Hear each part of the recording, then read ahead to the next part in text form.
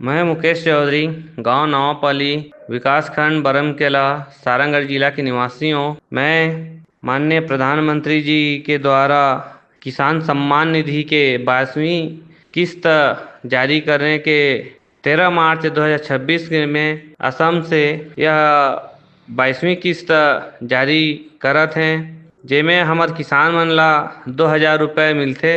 एकर से हमार जो खेती में शुरुआत में लागथे लागत, जेन हमन बाहर से या व्यापारी मन से पैसा कर्जा लेके आथन और हमन खेती ले प्रारंभ करथन, हमला 2,000 रुपये दे थे। तो फसल खेती में शुरुआत करे बर हमला एक आधार मिलत है, जेकर से हमला बीजा बर और खाद बर बाहर के आदमी मन से पैसा लाने के कोई आवश्यकता नहीं पड़े।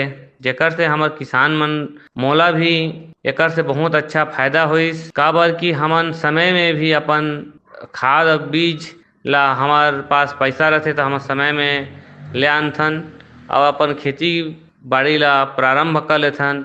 धीरे धीरे माननीय प्रधानमंत्री जी हर ऐसे किस्त बीच बीच में देत रहथे और वो हर हमार खेती बाड़ी बर भी बीच बीच में अच्छा से अच्छा हमला समय में मिल जाथे, तो हमला मार्केट से खेती सामान बर मिलत रहथे। एकर बर मैं हमार प्रधानमंत्री जी माननीय श्री नरेंद्र मोदी जी ला बहुत बहुत धन्यवाद ज्ञापित करत हाँ। जय जवान जय किसान।